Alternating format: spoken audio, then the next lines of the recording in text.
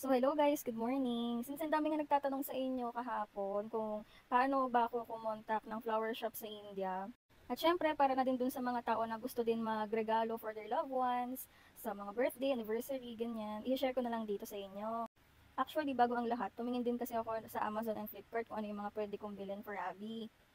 Kaso dahil alam ko na malilate siya at hindi dadating the same day, naghanap ako ng other ways para makapagbigay ng gift kay Abby.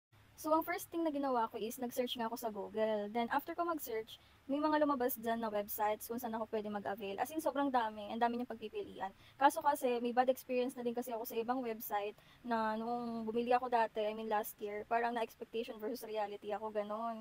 So, parang may trauma na din ako sa pag-order online. Kaya madalas ang ginagawa ko, nagba-background check din muna ako dun sa website, tapos tumitingin din ako ng mga reviews, ganyan. So, nakita ko naman na legit yung website na to, kaya dito ako bumili sa FNP, ayan, Ferns and Petals. Meron din pala silang application, pwede nyo i-download sa Google Store or Apple Store. Medyo kinakabahan lang din talaga ako nung una kasi baka mamaya hindi dumating the same day. Pero so far, dumating naman siya. Medyo late na nga lang. Parang mga 6 p.m. ata kinaabi ganun.